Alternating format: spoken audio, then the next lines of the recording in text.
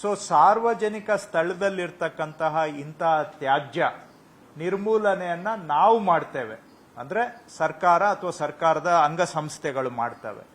ಇದೇ ಸಂದರ್ಭದಲ್ಲಿ ಸಾವಿರಾರು ಖಾಲಿ ನಿವೇಶನಗಳಲ್ಲೂ ಕೂಡ ಇದೇ ರೀತಿಯ ತ್ಯಾಜ್ಯ ಸಾಮಗ್ರಿಗಳನ್ನ ಸುರಿದಿರುವಂತಹದ್ದು ಇದೆ. ಅದನ್ನ ಆ ಖಾಲಿ ನಿವೇಶನ ವೇಕೆಂಟ್ ಸೈಟ್ ಮಾಲೀಕರು ಅದನ್ನ ಅವರು ಸ್ವಚ್ಛ ಮಾಡಬೇಕು ಅಂತ ಅವರಲ್ಲಿ ನಾನು ಮನವಿ ಮಾಡ್ತಾ ಇದ್ದೇನೆ. ಯಾಕೆಂದ್ರೆ ನಗರ ಸುಧಾರಣೆ ಆಗಬೇಕು ಅಂದ್ರೆ ನಾವು ಒಬ್ಬರೇ ಪ್ರಯತ್ನ ಪಟ್ರೆ ಆಗೋದಿಲ್ಲ, ಎಲ್ಲರೂ ಕೈ ಜೋಡಿಸ್ಬೇಕು, ಆವಾಗ ಮಾತ್ರ ಸುಧಾರಣೆ ಸಾಧ್ಯ.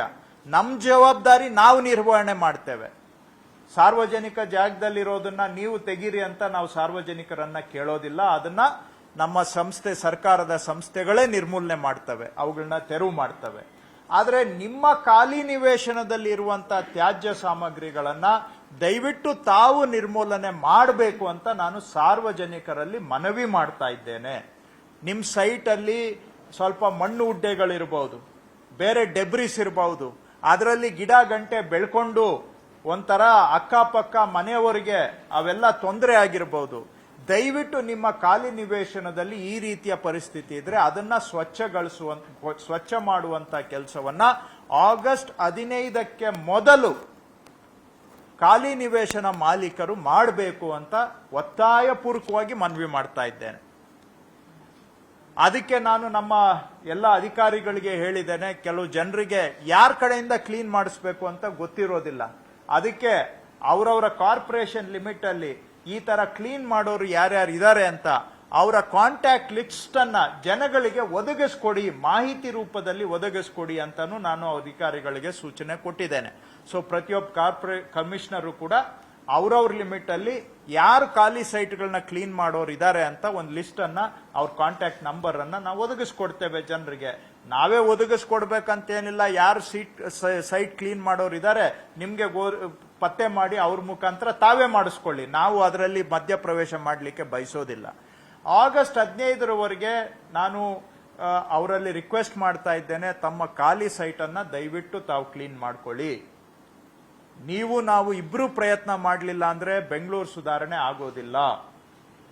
ಹಾಗಾಗಿ ನೀವು ಮಾಡಿ, ನಾವು ಪ್ರಯತ್ನ ಮಾಡ್ತೇವೆ. ನಿಮ್ ಜವಾಬ್ದಾರಿ ನೀವು ನಿರ್ವಹಣೆ ಮಾಡಿ, ನಮ್ ಜವಾಬ್ದಾರಿ ನಾವು ನಿರ್ವಹಣೆ ಮಾಡ್ತೇವೆ. ಇಬ್ರು ನಮ್ ಕೆಲಸ ಮಾಡಿದ್ರೆ ಏನಾದ್ರೂ ಅಲ್ಪ ಸ್ವಲ್ಪ ಆದ್ರೂ ಬೆಂಗಳೂರಲ್ಲಿ ಸುಧಾರಣೆ ಆಗ್ಲಿಕ್ಕೆ ಸಾಧ್ಯ.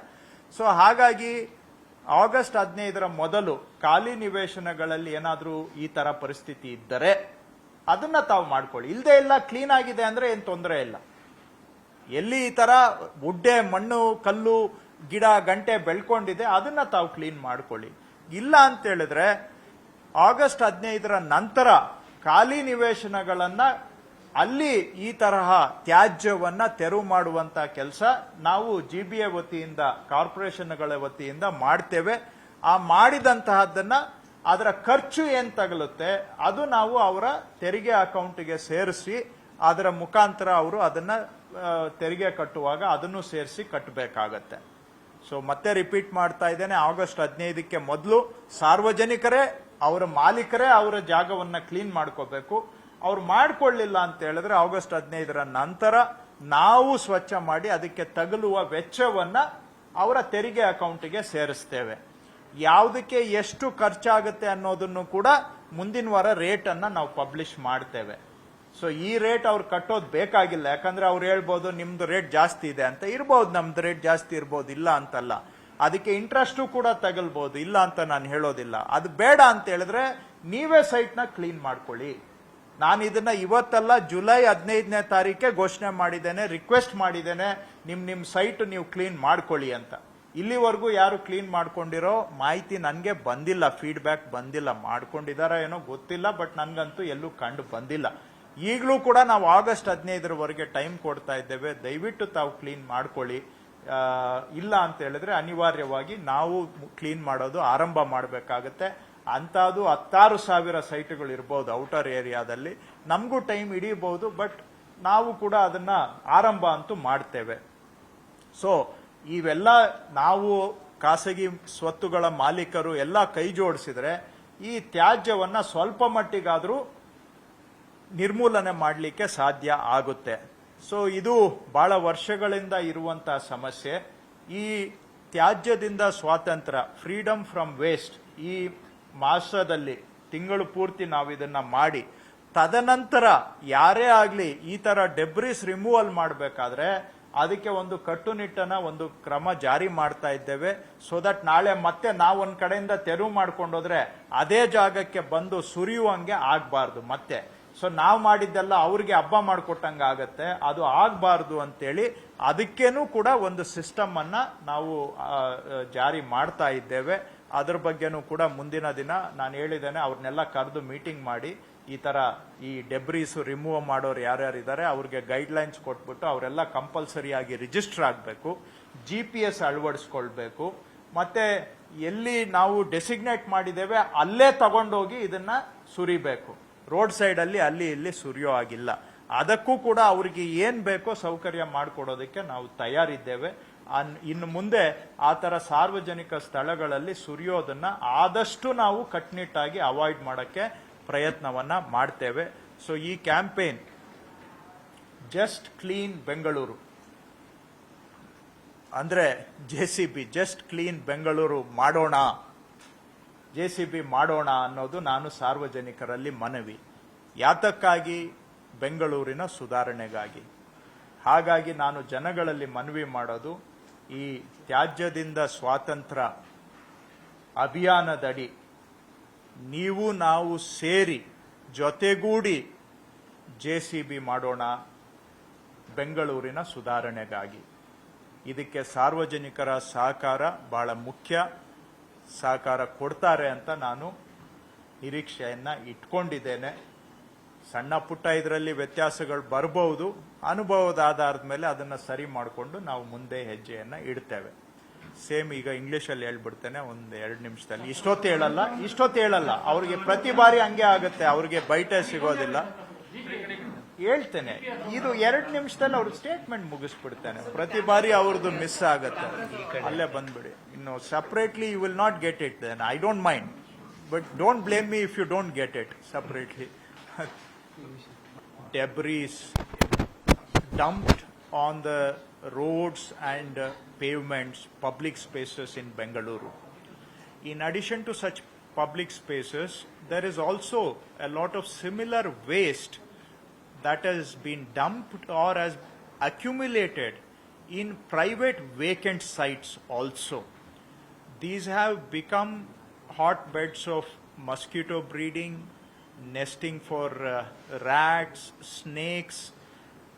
All these lead to unhygienic living conditions in many parts of Bengaluru. In addition to spoiling the health and lives of many people, they are also a very ugly eyesore, taking away the visual appeal of Bengaluru also. So they are in one sense ugly spots that mar the look of Bengaluru city. So our government, under the instructions of Honorable Chief Minister Sri D.K. Shivkumar, through the entire month of August, we are launching a Freedom from Waste campaign. In public spaces, all the authorities have come together to remove and clean up their respective spaces. The corporations will clean up roads and footpaths from this legacy waste. There is also Metro Corporation which will clean up its work sites. There is a Suburban Rail Corporation which will attend to its site. There are electrical poles lying on the road and roadside. There are unused pipes lying on the roadsides. So the respective agencies will take up necessary action to clean up all this legacy waste. We have also requested Indian Railways, which is a large entity which owns large extents of land in Bengaluru, to clean up their owned spaces, because there is a lot of debris lying on their sites also. These debris over the years have become grounds for not only mosquitoes, rats and snakes, but weeds have also overgrown. this is a situation which further attracts people to throw garbage. These end up becoming very ugly sights for the city and for the people. So these are about private and public. We have also requested people to clean up their private sites before the 15th of August. If they don't clean their vacant sites before the 15th of August, the municipal authorities will go and clean up private sites, and the expenses incurred will be charged to their property tax account to be paid during the time when they pay that property tax. Together, our idea is that, people and civic agencies together, we should clean up Bengaluru. So that is the motto of Freedom from Waste campaign. In this, we are targeting legacy waste, debris, weeds. This is the focus of this campaign. Our call to people is, let's just clean Bengaluru for a better Bengaluru. Let's JCB together for a better Bengaluru. This is a cleaning drive. We hope that, through the entire month of August, we will be able to clear tens of thousands of tons of legacy waste that has accumulated in public spaces. And we hope that citizens will also join hands by cleaning up their vacant sites which have accumulated similar debris and waste material. Through this, we hope that we can bring about slight improvement in the living quality and slightly beautify Bengaluru also in the process. Okay, ನಿಮ್ದು ಹೇಳಿ ಈಗ questions ಏನಾದರೂ. ಈಗ ಸುಮಾರು ಜನ ಈ ಖಾಸಗಿ vehicles ಅವರು ಈ ತರ ವೇಸ್ಟ್ ಅನ್ನ ಡಿಸ್ಪೋಸಲ್ ಮಾಡೋ ವೃತ್ತಿ ಮಾಡ್ತಾರೆ. ಅದರಲ್ಲಿ ಕೆಲವರು ತಗೊಂಡೋಗಿ ಇದನ್ನ ಎಲ್ಲಿ ಬಿಸಾಕ್ಬೇಕೋ ಅಲ್ಲಿ ಬಿಸಾಕ್ತಾ ಇರ್ಬೋದು. ಆದ್ರೆ ಕೆಲವರು ಇದನ್ನ ತಗೊಂಡೋಗಿ ರಾತ್ರೋರಾತ್ರಿ ರೋಡ್ ಸೈಡ್ ಅಲ್ಲಿ ಬಿಡೋದು, ಪಬ್ಲಿಕ್ ಜಾಗಗಳಲ್ಲಿ ಬಿಡೋದು ಮಾಡ್ತಾ ಇದ್ದಾರೆ. ಈಗ ನಾವು ಒಂದ್ ಕಡೆಯಿಂದ ಕ್ಲೀನಿಂಗ್ ಮಾಡ್ಕೊಂಡು ಬಂದ್ರೆ ನಾಳೆ ಅವರು ಅದನ್ನ ತಗೊಂಡೋಗಿ ಅಲ್ಲೇ ಸುರಿದ್ರೆ ಏನೂ ಲಾಭ ಇಲ್ಲ. ಇದರಿಂದ ಏನು ನಾವು ಸಾಧನೆ ಮಾಡ್ದಂಗೆ ಆಗೋದಿಲ್ಲ. ಹಾಗಾಗಿ ಮುಂದೆ ಸಾರ್ವಜನಿಕ ಸ್ಥಳಗಳಲ್ಲಿ ಸುರಿಯೋದನ್ನ ತಡೆಬೇಕು ಅಂತ ಹೇಳಿದ್ರೆ, ಯಾರು ಈ ತರ ಕನ್ಸ್ಟ್ರಕ್ಷನ್ ಮೆಟೀರಿಯಲ್ ಅನ್ನ ಸಾಗಾಣಿಕೆ ಮಾಡ್ತಾರೆ, ಸಿಲ್ಟ್ ಸಾಗಾಣಿಕೆ ಮಾಡ್ತಾರೆ,